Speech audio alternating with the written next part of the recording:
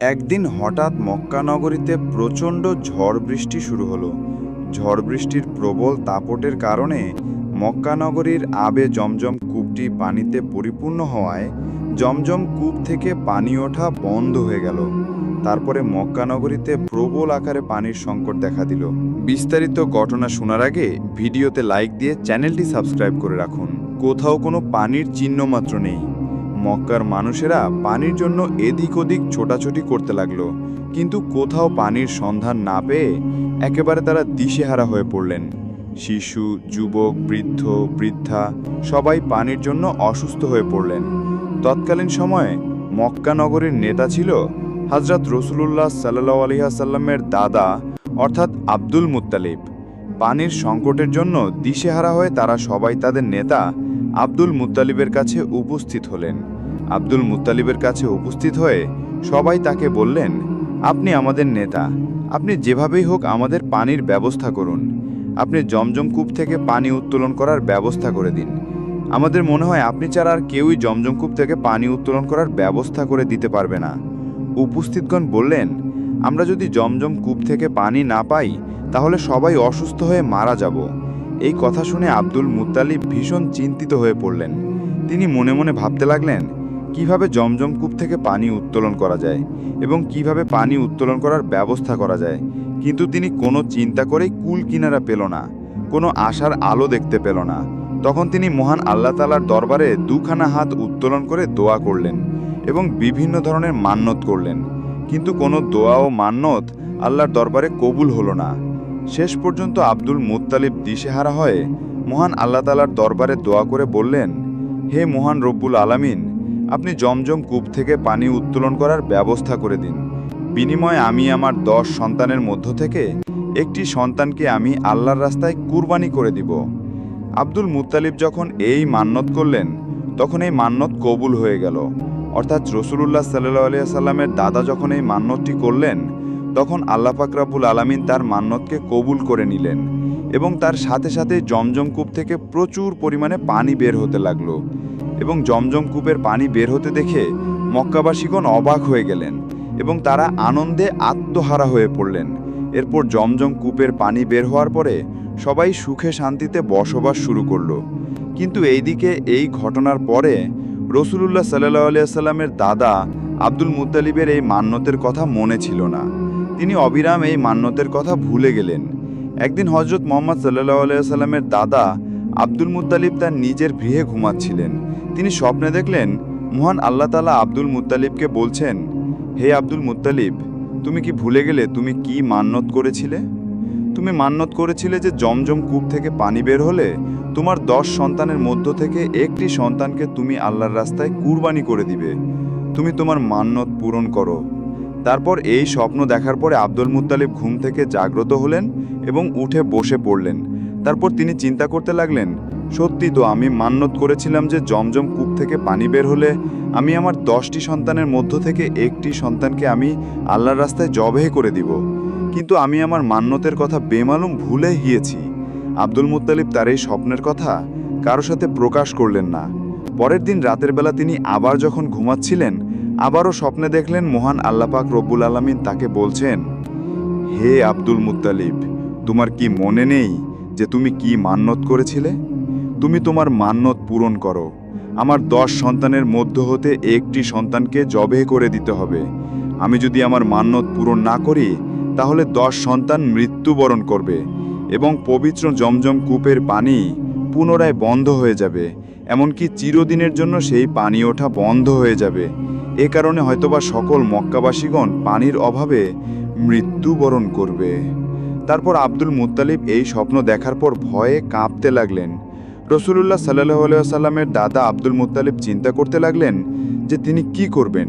কিছুই তার বুঝে আসছে না, কারণ তার 10 সন্তানের মধ্যে কাকে তিনি জবেহ করবেন এটাই তিনি বুঝে উঠতে পারছেন না। পরের দিন সকালবেলা আব্দুল মুত্তালিব তাওরাত পণ্ডিতদেরকে ডাকলেন। তাওরাত পণ্ডিতেরা আব্দুল মুত্তালিবের কাছে আসলেন।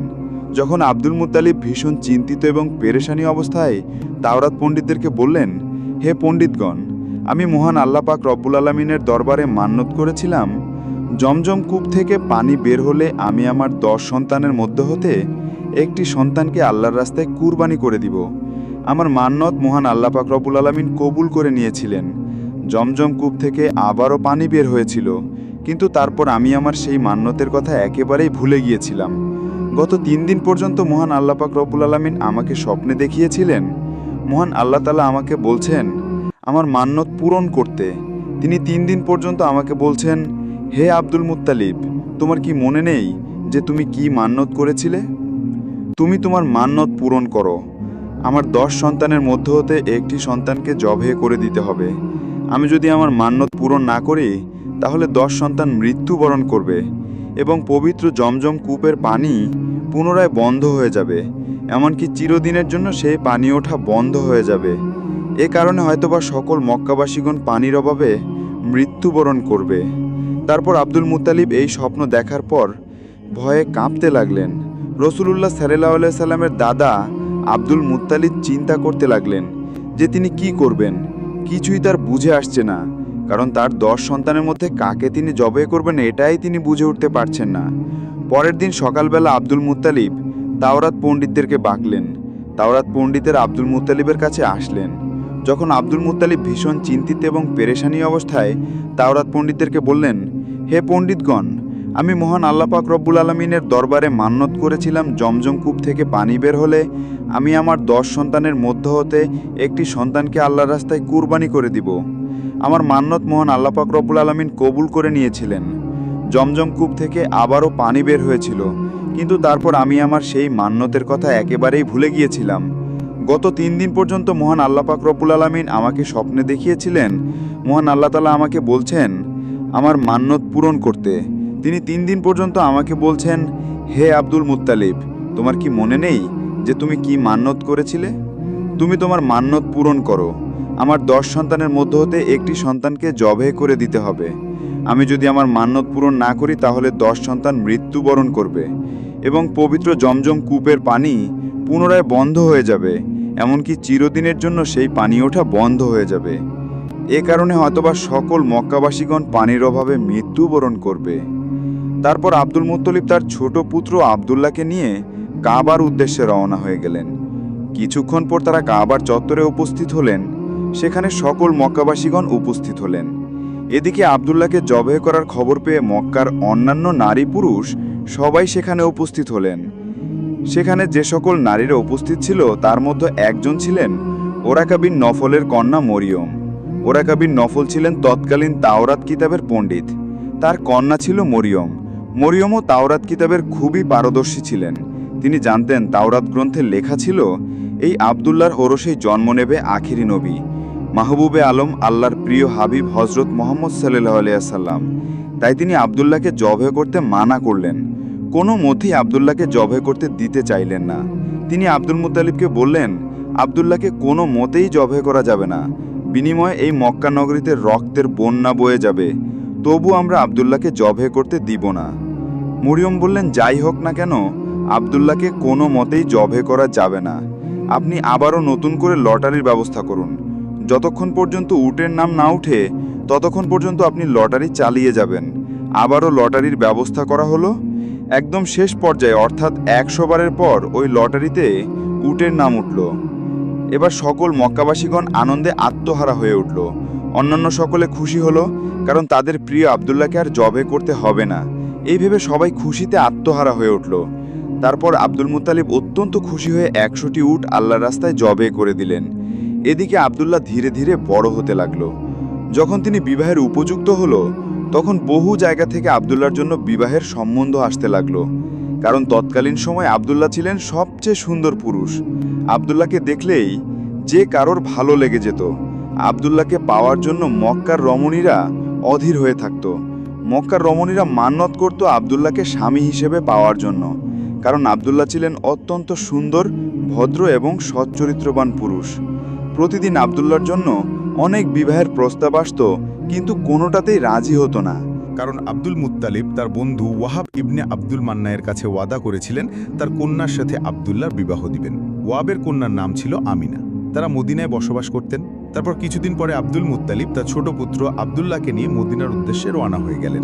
উদ্দেশ্য ছিল আব্দুল্লাহর সাথে আমিনার বিবাহ দেওয়া। আবদুল্লাহ এবং আব্দুল মুত্তালিব যখন মদিনার উদ্দেশ্যে রওনা হয়ে গেলেন, তারা দেখল পথের ধারে দাঁড়িয়ে আছে তাওরাত কিতাবের পণ্ডিত ওরাকা বিন নৌফেলের কন্যা মরিয়াম। তিনি আবদুল্লাহকে দেখে তার কাছে আসলেন এবং মরিয়াম বললেন, ওহে আবদুল্লাহ, কিছু বছর পূর্বে তোমার পিতার মান্যত পূরণ করার জন্য তোমার প্রাণের পরিবর্তে যে 100টি উট কুরবানি দিয়েছেন, আজ আমি শপথ করে বলছি, সেই 100টি উট তোমার পক্ষ থেকে আমি তোমার পিতাকে দিয়ে দিব। কিন্তু আমার একটা প্রস্তাব রয়েছে, তার বিনিময়ে তুমি আমাকে বিবাহ করো। কিন্তু আবদুল্লাহ সচ্চরিত্রবান ও ভদ্র এবং লাজুক হওয়ায় মরিয়ামের এ প্রস্তাবে কোনো উত্তর দিল না। আবদুল্লাহ শুধু বললেন, আমি আমার পিতার সঙ্গে আছি। পিতাকে ছেড়ে অন্যত্রে যাওয়া কিংবা পিতার কথার অবাধ্য হওয়া আমার পক্ষে কখনোই সম্ভব নয়। এই কথা বলে আবদুল্লাহ তার পিতার সঙ্গে মদিনার উদ্দেশ্যে আবার রওনা হলেন। দীর্ঘ পথ অতিক্রম করার পরে মদিনায় ওয়াব বিন আব্দুল মান্নানের বাড়িতে পৌঁছে গেলেন। তৎকালীন সময় ওয়াব বিন আব্দুল মান্না মদিনার সম্মানীয় বংশের ছিলেন এবং তার মর্যাদা ছিল ভালো। তিনি তার গোত্রের সর্দার ছিলেন। তারপর আলাপ আলোচনার মধ্য দিয়ে তার কন্যা আমিনার সঙ্গে আব্দুল মুত্তালিবের পুত্র আবদুল্লাহর বিবাহ হয়ে যায়। এদিকে আমিনা ছিল তার সম্প্রদায়ের মহিলাদের নেত্রী। অনেক ঐতিহাসিক লিখেছেন, আবদুল্লাহ বিবাহের পর তার শ্বশুরবাড়িতে 3 দিন পর্যন্ত অবস্থান করে তারপর আবদুল্লাহ আমিনাকে বিবাহ করে নিজ গৃহে নিয়ে আসেন। তারপর আখেরি নবী হজরত মুহাম্মদ সাল্লাল্লাহু আলাইহি ওয়াসাল্লাম মা আমিনার গর্ভে আসে। আবদুল্লাহর বিবাহের অনেক দিন পরে তিনি কোথাও যাচ্ছিলেন, তখন দেখল তাওরাত কিতাবের পণ্ডিত ওরাকা বিন নফেলের কন্যা মরিয়ম সেখানে দাঁড়িয়েছিলেন। মরিয়ম জানত না ইতিমধ্যেই আবদুল্লাহর বিবাহ হয়ে গেছে। আবদুল্লাহকে দেখে মরিয়ম তার কাছে আসলেন এবং আবদুল্লাহ চেহারার দিকে তাকিয়ে তিনি আর কিছু না বলে মরিয়ম আবারও তার গৃহের দিকে ফিরে গেলেন। এই ঘটনা দেখে আবদুল্লাহ কিছুটা অবাক হয়ে মরিয়মকে জিজ্ঞেস করলেন, হে মরিয়ম, সেদিন তুমি আমাকে বিবাহের জন্য প্রস্তাব দিয়েছিলে, কিন্তু আমাকে দেখে আজ কিছু না বলে কেন এরকমভাবে চলে যাচ্ছ? এর কারণ কি আমি জানতে পারি? তখন মরিয়ম বললেন, তুমি বিয়ে করেছো ইতিমধ্যেই, তুমি অন্য এক নারীর স্বামী। তোমার চেহারা পরিবর্তন ঘটেছে, এটা আমি স্পষ্ট দেখতে পেয়েছি। আমি সেদিন তোমাকে বিয়ের প্রস্তাব দিয়েছিলাম, তার কারণ হলো তোমার লালাটে এক উজ্জ্বল নূর ছিল। সেই নূরের জ্যোতি এমন তেমন ছিল না। এর আগে কখনোই কোনো পুরুষের লালাটে এমন দেখিনি, কিন্তু আজ তোমার লালাটে সেই নূর দেখতে পাচ্ছি না। এর কারণ হচ্ছে এখন এটার অধিকারিণী হলো তোমার সৌভাগ্য স্ত্রী। সুতরাং এখন আমার আর তোমার কোনো প্রয়োজন নেই। এভাবেই কোনো কথা না বলে আমি চলে যাচ্ছিলাম। এই কথা বলা শেষ হলে মরিয়ম সেখান থেকে চলে গেল। অতঃপর আবদুল্লাহ বাড়ি ফিরল। তারপর থেকে আবদুল্লাহ ও আমিনা সুখে শান্তিতে সংসার করতে লাগল। কিছুদিন পরে আব্দুল মুত্তালিব আবদুল্লাহকে খেজুর আনার জন্য সুদূর মদিনায় পাঠান। খেজুর নিয়ে আসার সময় আবদুল্লাহ কুরাইশদের একটি বাণিজ্য কাফেলার সঙ্গে সফর করেছিলেন, কিন্তু পথেই হঠাৎ অসুস্থ হয়ে পড়লেন, যার ফলে আবদুল্লাহ মদিনায় অবতরণ করেন এবং সেখানেই তিনি ইন্তেকাল করেন। ইন্না লিল্লাহি ওয়া ইন্না ইলাইহি রাজিউন। আবদুল্লাহ যখন ইন্তেকাল করেন, প্রিয়নবী হজরত মুহাম্মদ সাল্লাল্লাহু আলাইহি ওয়াসাল্লাম মা আমিনার গর্ভে ছিলেন। বিশ্বজাহানের সর্দার, সর্বশেষ ও সর্বশ্রেষ্ঠ নবী হজরত মুহাম্মদ সাল্লাল্লাহু আলাইহি ওয়াসাল্লাম 570 খ্রিস্টাব্দে রবিউল আওয়াল মাসে জন্মগ্রহণ করেন। রাসূলুল্লাহ সাল্লাল্লাহু আলাইহি সাল্লামের জন্মের সময় পৃথিবীতে এমন কিছু অলৌকিক ঘটনা ঘটেছিল যা সবাইকে অবাক করে শ্রেষ্ঠ নবীর আগমনকে মানুষের সামনে স্পষ্ট করে। বিশ্বনবী সাল্লাল্লাহু আলাইহি সাল্লামের জন্মের কিছুদিন আগে আব্রাহার হস্তি বাহিনীর বিন্যাস ঘটে। আসহাবে ফিল অর্থাৎ আব্রাহার হস্তি বাহিনী খানায় কাবার উপর আক্রমণ করেছিল এবং আল্লাহ তাআলা তাদেরকে আবাবিল নামক কিছু ক্ষুদ্র পাখি দ্বারা ধ্বংস করেছিল। এই ঘটনাটি বিশ্বনবী সাল্লাল্লাহু আলাইহি ওয়াসাল্লামের জন্মের বরকতের পটভূমি ছিল বলে সিরাতের কিতাবগুলোতে উল্লেখ রয়েছে। হজরত উসমান ইবনে আবদুল্লাহ আস রাদিয়াল্লাহু তাআলা আনহুর মা হজরত ফাতেমা বিনতে আবদুল্লাহ রাদিয়াল্লাহু তাআলা আনহু বলেন, রাসূলুল্লাহ সাল্লাল্লাহু আলাইহি ওয়াসাল্লামের জন্মের মুহূর্তে আমি মা আমিনার কাছে ছিলাম। আমি দেখলাম মা আমিনার ঘরটি আলোয় আলোকিত হয়ে গেল এবং আকাশের সব তারাকা নিচের দিকে ঝুঁকে পড়ল। আমার মনে হতে লাগলো তারাগুলো যেন আমার উপর এসে পড়ছে। বিশ্বনবীর জন্মক্ষণে এদিকে পৃথিবীর মূর্তিশালায় নবুয়তের সূর্যোদয়, অপরদিকে পারস্য সম্রাট কিসরার রাজপ্রাসাদে ভূমিকম্পের সৃষ্টি হয়। এই ভূমিকম্পের দরুন রাজপ্রাসাদের 14টি গম্বুজ ভেঙে গুড়িয়ে যায়। পারস্যের এক অগ্নিকুণ্ড, যা 100 বছরব্যাপী বিরতিহীনভাবে জ্বলছিল, তা সেই শুভ মুহূর্তে হঠাৎ নিভে যায়। সাওয়া নামক এক নদীতে যথারীতি পানি প্রবাহিত হচ্ছিল। বিশ্বনবী সাল্লাল্লাহু আলাইহি ওয়াসাল্লামের আগমনের মুহূর্তে হঠাৎ তার অর্ধেক জলরাশি শুকিয়ে যায়। এটা ছিল অগ্নিপূজা সহ সব ভ্রান্তির অবসানের ইঙ্গিত। সহিহ হাদিসে বর্ণিত জন্মের সময় বিশ্বনবীর মায়ের পেট থেকে এমন একটি নূরের বিচ্ছুরিত ঘটেছিল, যার আলোকে পূর্ব থেকে পশ্চিম দিগন্ত পর্যন্ত সবকিছুই আলোকিত হয়ে গিয়েছিল। কোনো কোনো বর্ণনায় পাওয়া যায়, বিশ্বনবী সাল্লাল্লাহু আলাইহি ওয়াসাল্লাম যখন ভূমিতে আবির্ভূত হন, তখন উভয় হাতের উপর ভর দিয়েছিলেন। তারপর এক মুষ্টি মাটি দিয়ে আকাশের দিকে দৃষ্টিপাত করলেন। হজরত ইবনে সুফিয়ান বর্ণনা করেন, হজরত আয়েশা রাদিয়াল্লাহু তাআলা আনহা বললেন, বিশ্বনবী জন্মগ্রহণের সময় এক ইহুদি ব্যবসার উদ্দেশ্যে মক্কা নগরীতে বসবাস করত।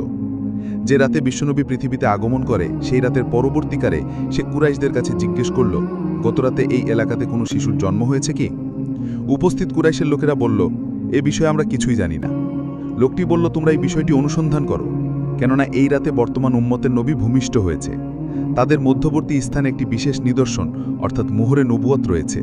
জন্মের পর শিশুটির মুখে যখন এক আঙ্গুল পুরে রাখা হবে, শিশুটি 2 দিন ধরে কারো দুধ পান করবে না। কুরাইশের লোকেরা সন্ধান করে জানতে পারল যে আব্দুল্লাহর এক পুত্র সন্তান ভূমিষ্ঠ হয়েছে। ইহুদিকে এই সংবাদ জানানো হলে সেও শিশুটিকে দেখার জন্য আগ্রহ জানালো এবং সে বলল, চলো আমিও শিশুটিকে দেখব।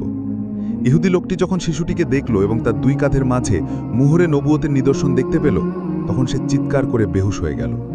হুশ ফিরে আসার পর লোকটি বলল, নবুয়তের বনি ইসরাইল আজ থেকে শেষ হয়ে গেল। হে কুরাইশ সম্প্রদায়, ভবিষ্যতে এই শিশু তোমাদের প্রতি এমন এক আক্রমণ পরিচালনা করবে যার সংবাদ পূর্ব থেকে পশ্চিম দিগন্ত পর্যন্ত ছড়িয়ে পড়বে।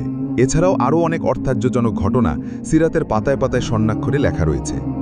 আসুন আমরা বিশ্বনবীর চরিত্র লক্ষ্য করে আমাদের জীবন গড়ি, তাহলে এই পৃথিবী থেকে সমস্ত অন্ধকার দূরীভূত হয়ে আসবে। আল্লাহ পাক রব্বুল আলামিন যেন আমাদের সকলকে প্রিয় নবী হজরত মুহাম্মদ সাল্লাল্লাহু আলাইহি ওয়াসাল্লামের দেখানো পথে চলার তৌফিক দান করেন। সকলেই কমেন্ট বক্সে লিখুন, আমিন। ইসলাম।